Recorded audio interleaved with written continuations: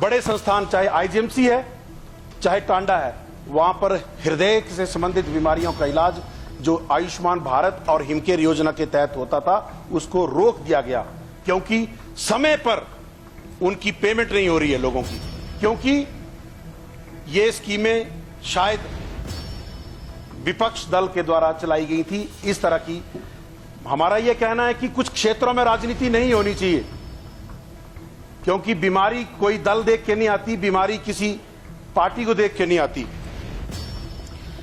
तो मेरा कहने का यह अर्थ है कि लगभग 2 वर्षों तक सरकार की प्राथमिकता केवल लोगों की जान बचाने को थी।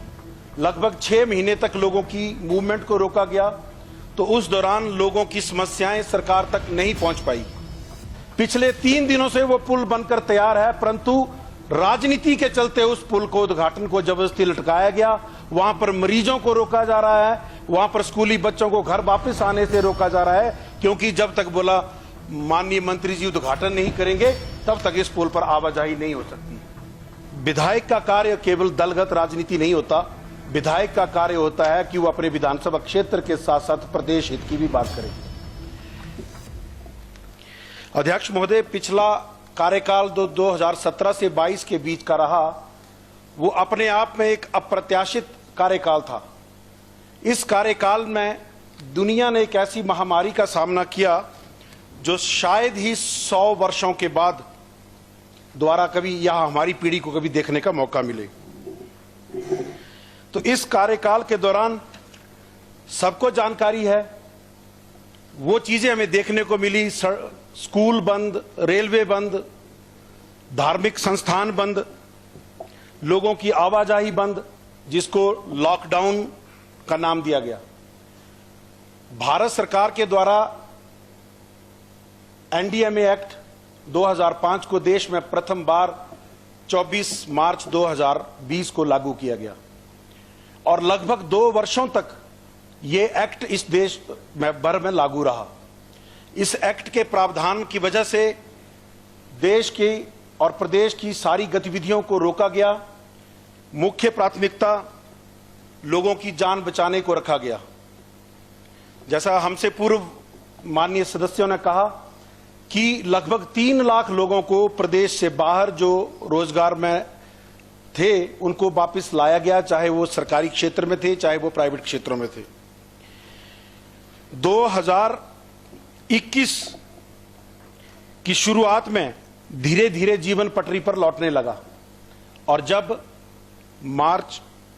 अप्रैल 2022 में केंद्र सरकार ने एनडीएमए एक्ट को वापस लिया, तो मेरा कहने का यह अर्थ है कि लगभग 2 वर्षों तक सरकार की प्राथमिकता केवल लोगों की जान बचाने को थी। लगभग 6 महीने तक लोगों की मूवमेंट को रोका गया, तो उस दौरान लोगों की समस्याएं सरकार तक नहीं पहुंच पाई। और जब इससे पहले को समय को हम देखें तो 2019 में लोकसभा चुनावों की वजह से, आचार संहिता की वजह से भी विकास कार्यों में रोकथाम पैदा हुई और सरकारें 5 वर्ष के लिए चुनी जाती हैं अध्यक्ष महोदय, ना कि 4 वर्ष या 4.5 वर्ष के लिए।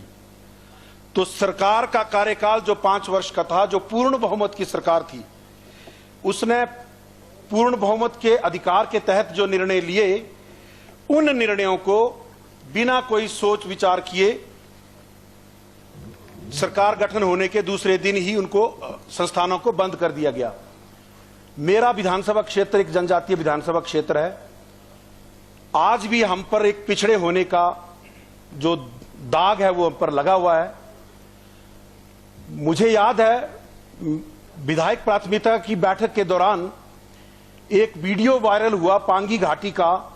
सुराल से लगभग 24 किलोमीटर दूर किलाड़, पूरे के पूरे गांव के लोगों ने पहले पीठ पर फिर पालकी पर उठाकर मरीज को अस्पताल पहुंचाया।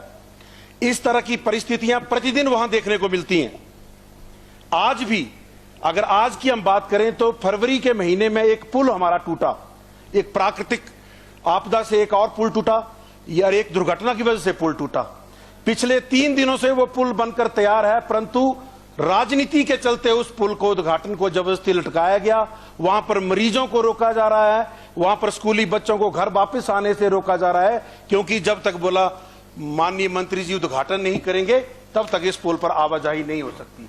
और उद्घाटन जिनको जनता ने 2-2 बार नकारा, उन लोगों से उस चीज का उद्घाटन कराया जा रहा है। तो अध्यक्ष महोदय, मैं ये कहना चाहूंगा, ये माननीय सदन का और माननीय सदन के चुने हुए सदस्यों का अपमान है।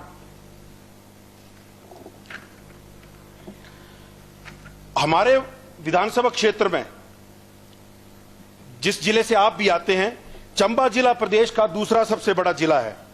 केंद्र सरकार की एस्पिरेशनल डिस्ट्रिक्ट प्रोग्राम में इसको रखा गया है। केंद्र सरकार के ट्राइबल एरिया सब प्लान से यहां पर पैसा खर्च किया जा रहा है, परंतु हमारे वहां पर अधिकारियों की नियुक्ति तक इस सरकार ने अभी तक नहीं की है।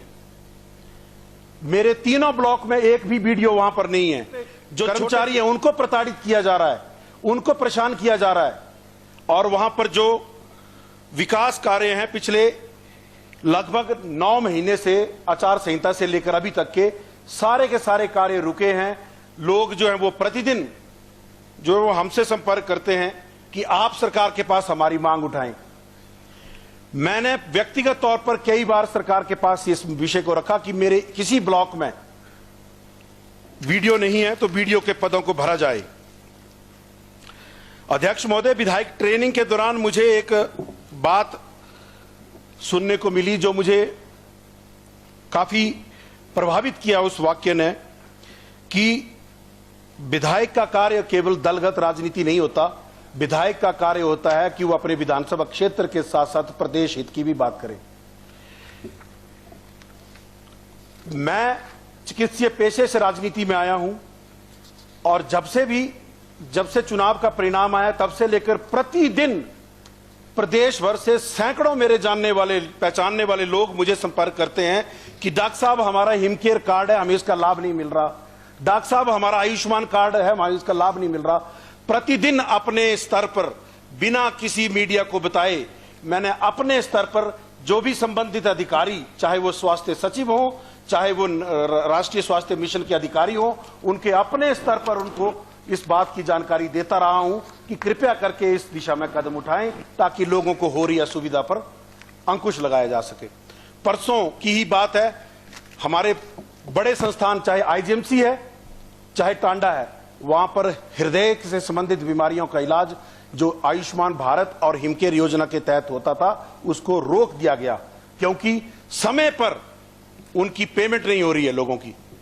पिछले लगभग 6 महीने से उनकी कई करोड़ों की पेमेंट जो है वो रोक ली गई है, क्योंकि ये स्कीमें शायद विपक्ष दल के द्वारा चलाई गई थी। इस तरह की हमारा यह कहना है कि कुछ क्षेत्रों में राजनीति नहीं होनी चाहिए, क्योंकि बीमारी कोई दल देख के नहीं आती, बीमारी किसी पार्टी को देख के नहीं आती।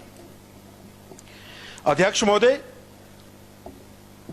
हम जनजातीय क्षेत्र के लोग सैकड़ों वर्षों से उन जंगलों में रहते आए हैं और हमारे लोगों को उन्हीं हाल पे वापस इस सरकार ने लाकर खड़ा कर दिया है। तो हमारा यह आग्रह रहेगा कि कृपया करके हमें हमारे हाल पे छोड़ दें और जो भी सरकारी योजनाएं या जो भी सरकारी अधिकारियों की यहां पर नियुक्ति हुई है उनको भी वहां से वापस बुलाकर हमें टोटल अलग थलग छोड़ दिया जाए। क्योंकि जब हमारी चीजों का ध्यान नहीं रखा जाना है, जब हमारे पदों को भरा नहीं जाना है, आज से 2-3 दिन पहले भी एक जनजातीय क्षेत्र के सत्तारूढ़ दल के विधायक ने भी इसी तरह की समस्या जनजातीय क्षेत्र के प्रति रखी थी। जनजातीय क्षेत्र के प्रति सरकार को ज्यादा संवेदनशील होने की आवश्यकता है, ना कि उसके प्रति तुष्टीकरण का कोई भाव होना चाहिए।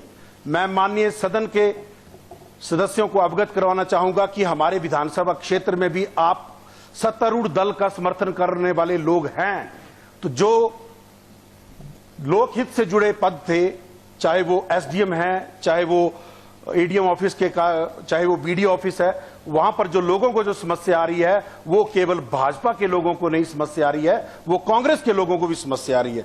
तो कृपया करके इस दलगत राजनीति से ऊपर उठकर उन पदों को जल्द से जल्द भरा जाए, ताकि सही मायने में आपकी सरकार का जो नारा है व्यवस्था परिवर्तन, उसको आप साबित कर सके। मुख्यमंत्री जी, आप स्वयं एक साधारण परिवार से आते हैं, विषम परिस्थितियों में पले बड़े हैं। आपसे हमें आशा है कि आप हम जनजातियों के दर्द को समझेंगे और हम ये जो सरकार है जो लोगों को सुविधा देने की बजाय लोगों को प्रताड़ित करने का काम कर रही है, मुझे तो ये आभास हो रहा है कि सत्तारूढ़ दल के कुछ लोग माननीय मुख्यमंत्री जी को एक सुनियोजित षड्यंत्र में फंसाकर जन विरोधी इनकी छवि जो है वो बनाना चाहते हैं।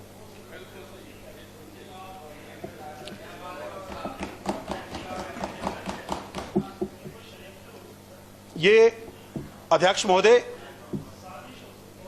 हमारे जनजातीय क्षेत्र में विषम भौगोलिक परिस्थितियां हैं जहां पर संस्थानों को खोलने के लिए या अन्य सुविधाओं को देने के लिए मानकों में छूट का प्रावधान है।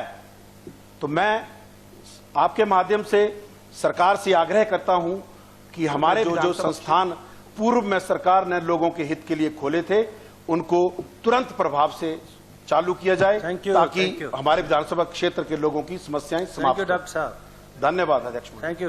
लाइफ टाइम्स टीवी लेकर आ रही है जूनियर डांसर्स के लिए शानदार मंच, हिमाचल डांस चैंपियनशिप। 16 साल तक के डांसर्स के लिए चमकने का सुनहरा मौका, सोलो ग्रुप और ड्यूट कैटेगरी में स्टेट लेवल का कंपटीशन, वीआईपीज और सेलिब्रिटीज की उपस्थिति में रंगारंग फिनाले।